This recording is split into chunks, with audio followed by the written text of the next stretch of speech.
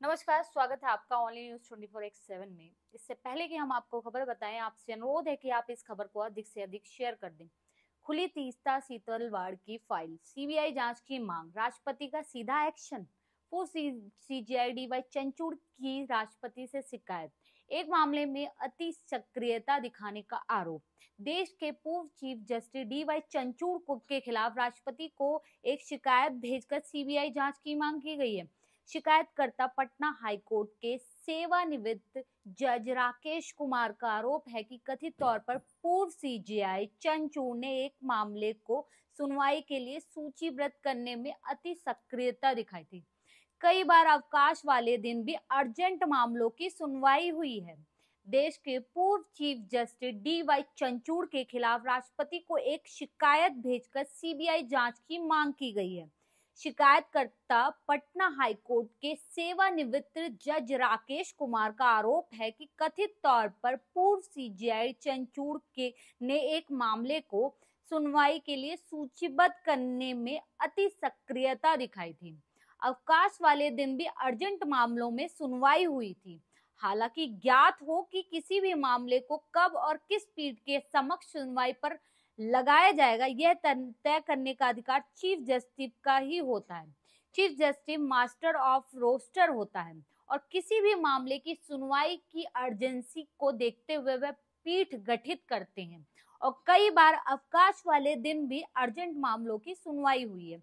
Justice Rakesh Kumar ने 8 नवंबर 2024 को राष्ट्रपति को शिकायत पत्र भेजा था, जबकि जस्टिस चंचूड़ सीजीआई के पद से 10 नवंबर 2024 को सेवानिवृत्त हुए थे।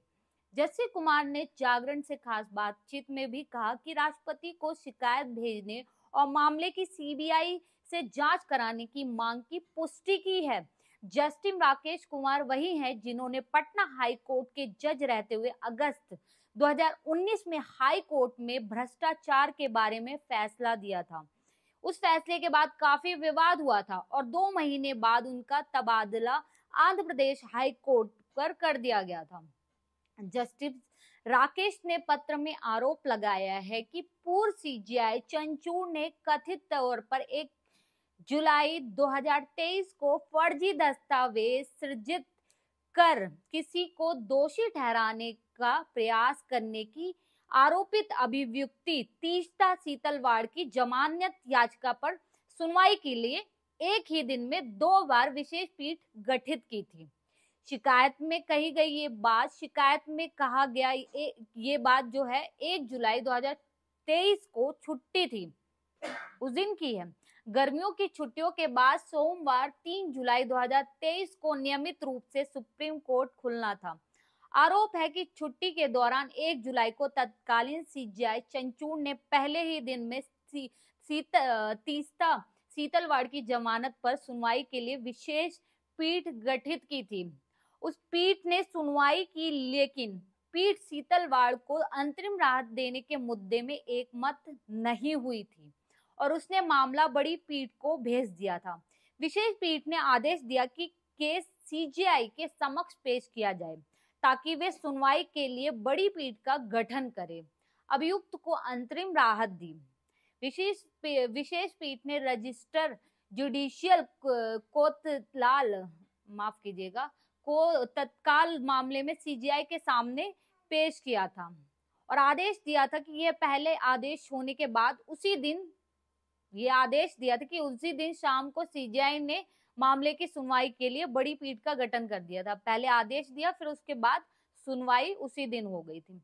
वैसे आम मामलों में कभी ऐसा नहीं देखा जाता है कि पब्लिक ये मान लीजिए आधी उम्र बीत जाती है और इंसान चला जाता है लेकिन उसका केस नहीं खत्म होता। लेकिन तीस्ता सीतलवाड़ के लिए छुट्टी वाले दिन भी कोर्ट खुला और उसकी सुनवाई भी हुई और बड़े बड़े जज बिठाए गए थे। उसी दिन सुनवाई की और अभियुक्त को अंतरिम राहत दी गई थी। राष्ट्रपति को भेजा गया यह पत्र कानून मंत्रालय पहुंचा था। हालांकि जस्टिस कुमार ने पत्र में कहा है कि वे विशेष पीठ द्वारा विवेकाधिकार का इस्तेमाल कर दिए गए हैं।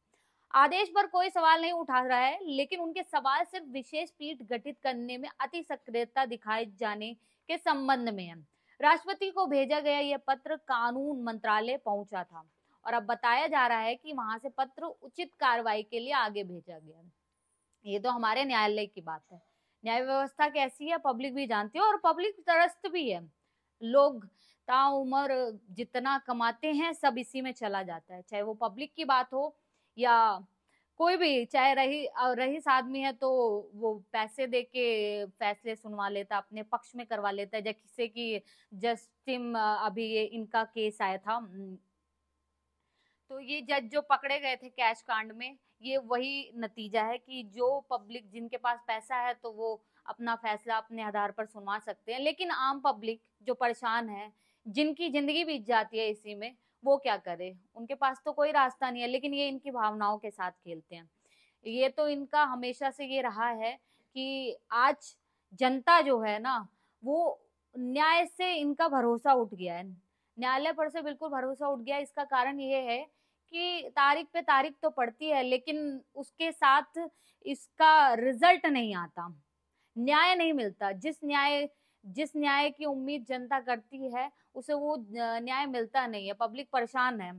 बहुत सारे कमेंट्स आते हैं, जो लोग परेशान रहते हैं इस चीज से रिलेटेड, लेकिन यही बात है ना कि न्यायालय एक ऐसा एकमात्र माना गया जहां कहा जाता है कि न्याय मिलेगा, लेकिन न्याय मिलता नहीं है। कैश के जरिए ये लोग सभी बातों को सुलझा लेते हैं, और अपने तक ही, मतलब ये भी नहीं पता चलने पाएगा, आपको दोषी ठहरा देंगे, आपको ये भी नहीं पता चलेगा कि आप सही होते हुए भी गुनहगार हो जाएंगे, ऐसा फैसला सुनाते हैं पैसा लेके। जो कि आपने यशवंत वर्मा के कांड में आपने देखा ही था, जो कैश कांड हुआ है जिसमें नोटों से भरी गड्डी मिली है, उन्होंने ये भी कहा कि ये नोट मेरा नहीं है, ये कहीं और का आपके घर में मिला है, तो कोई रख के थोड़ी ना चला जाएगा। इस खबर में इतना ही, बने रहे हमारे चैनल के साथ। बहुत बहुत धन्यवाद।